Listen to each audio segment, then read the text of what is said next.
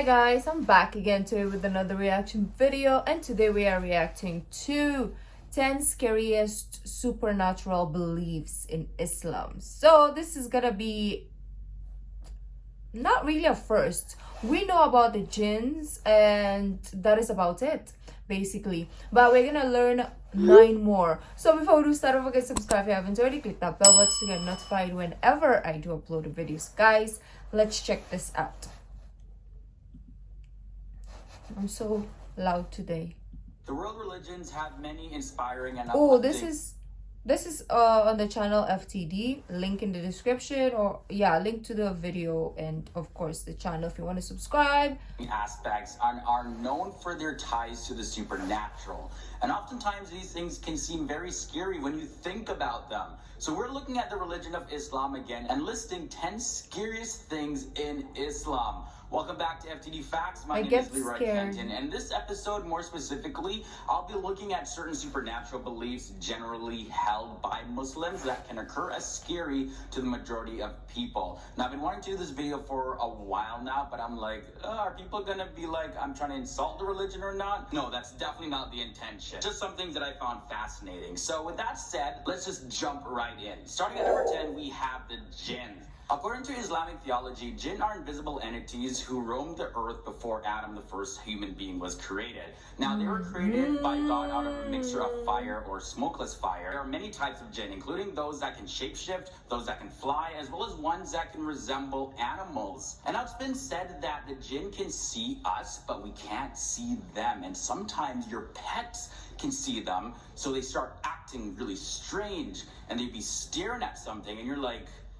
what are you looking at? Having no idea that they can see a jinn. Now, what makes this even scarier is that sometimes jinn, depending on how they feel that day, can call out to you, and they can sound like one of your relatives or close friends. Then there's a record. I mean, I don't know.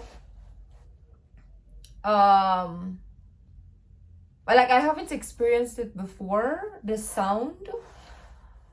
It's one of the people who was taking care of us when long time ago, she said she was calling me and somebody said yes in my voice, and I was like, I didn't even hear anything, and I didn't respond to anyone.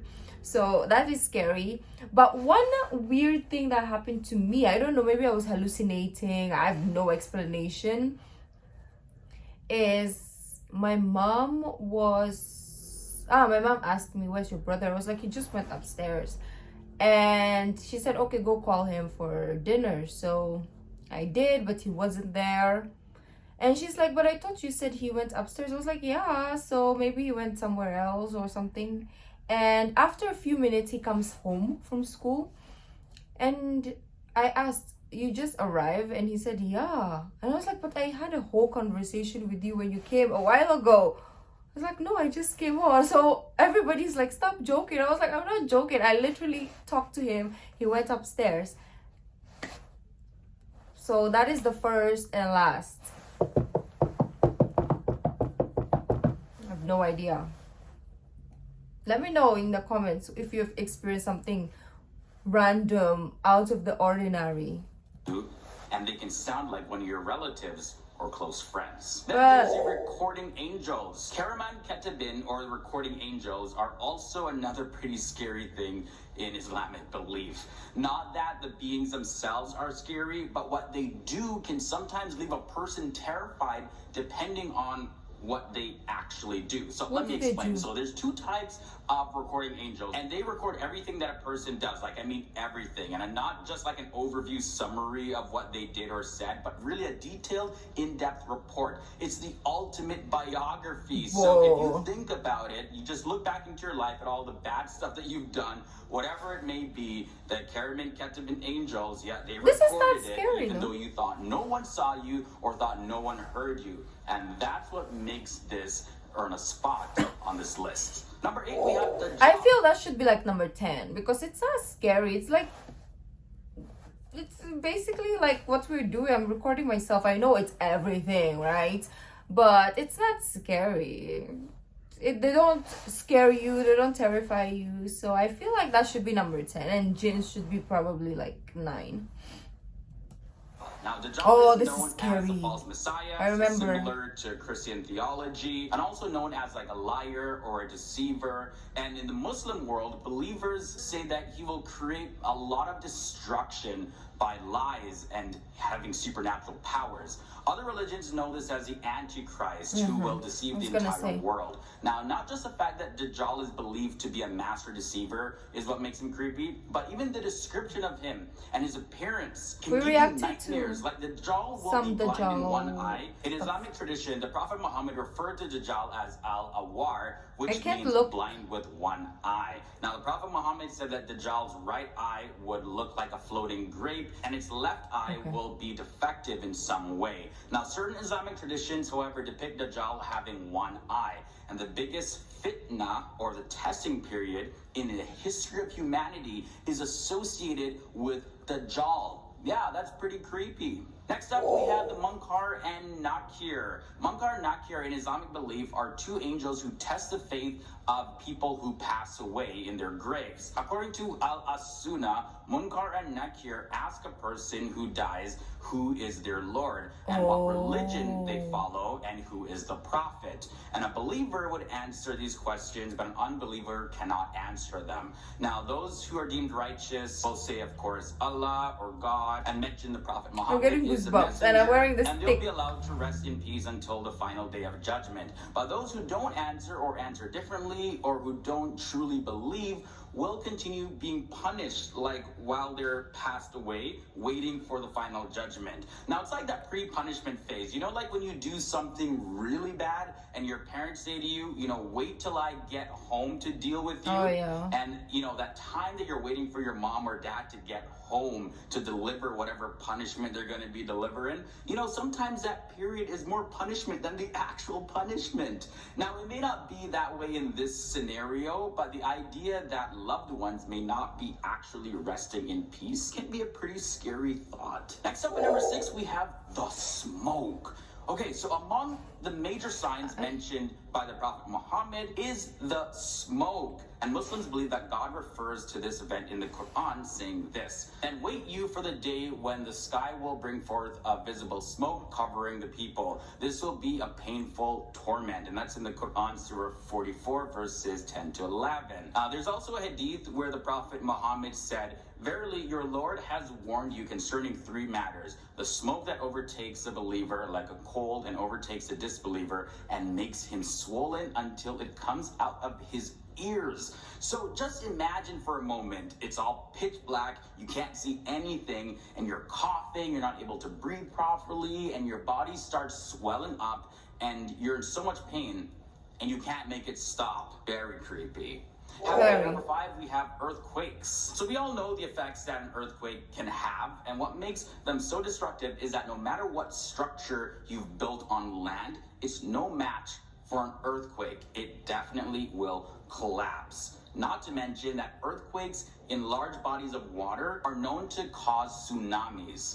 Now, in the Hadith, Bukhari, volume 9, book 88, it says, "The hour will not be established till earthquakes will increase in number." So when you take a look at the stats, between the 11th century to the 18th century, there have been 64 earthquakes, right? And in the 19th century, there have been 47 earthquakes. And in the 20th century, there have been approximately 319 earthquakes. And then in the 21st century, there has been approximately 380 earthquakes. So earthquakes definitely vary in magnitude, and not all of them are deadly. However, Muslims believe that we are living in the end time signs right now, since the increase of earthquakes is believed to be a major sign of the end in Islam. Yet no one is certain how much more the frequency of earthquakes will increase, or even how much their severity will increase. Okay, moving on down to number 4, we have the angels of death. So let's get into this one. Naziat and Nashitat are 2 classes of death angels that are subordinate to Azrael, who is the archangel of death. Now, these angels are responsible for taking the souls of those who pass away. Naziats are ordered to take the lives of unbelievers by force, and the Nashitats take their life away gently. So the question always is are you gonna go swift and painless, or is it gonna be slow and painful? That's a creepy thought. Number 3, that is a was creepy to thought. Iblis. Now, We've Iblis heard in about Islam is the name of the devil, which is a counterpart to the Jewish and Christian Satan. Now, he's a demonic creature, and he runs wild on humanity to spread evil and misery. And in some cases, the name Shaitan is used to refer to Iblis specifically. Now, the time of creation, God ordered the angels to bow down in obedience before I'm looking at Adam, you guys and because I don't want to look at my refused, screen. saying that he was better because he was created from fire and Adam was created out of clay. So because he acted so prideful and disobeyed God's commandments, God threw Iblis out of heaven, and his punishment was postponed until the day of judgment. And Iblis, who became the ruler of the Jinn and also became a Jinn himself, he tempts people to do evil. And according to some Islamic beliefs, apparently only animals like donkeys can see Iblis. And Iblis sometimes appear as a human form to carry out certain tasks like recruiting other followers. So yeah, you may run into someone on the street and could be the devil. Number 2 is Jinn possession. So I spoke about Jinn before, right, in this episode. Now, it's one thing to see a Jinn and reacted to some hear videos one, of that, but it's another thing to be under the control of one. Now, not all Jinn are evil according to popular Islamic belief. However, the scariest thing about the Jinn who are evil is that they can actually possess human beings.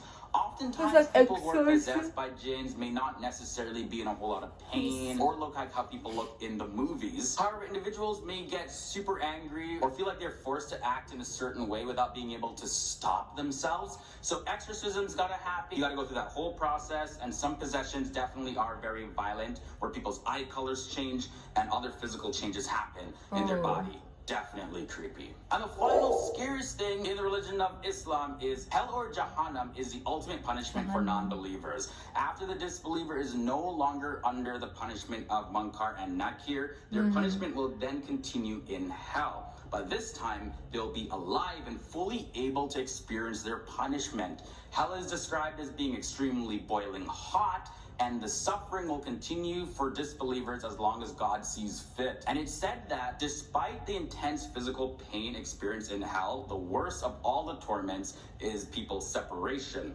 from God. Alright guys, so those were 10 of the scariest things found in Islam. I should have reacted to this last. Information I shared with you, but I want to hear your thoughts and comments down below in the video description section. And also, what are some other beliefs that just give you the creeps? I'm curious to know. I want to know. Down below. I mean, I don't want to know anymore.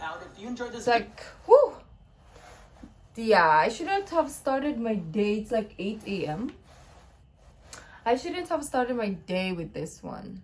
I should have learned my lesson from previous reactions of like supernatural stuff from other countries. This is always like, it will never not get creepy. It's always going to be creepy. But also let me know in the comments if there's some experiences that you had. Now every noise I'm gonna be like paranoid. So anyways, any supernatural experiences that you had, let me know down in the comment section down below. I told you mine. That was the first and the last, and hopefully never. And yeah, I just pray that we're all doing the right thing.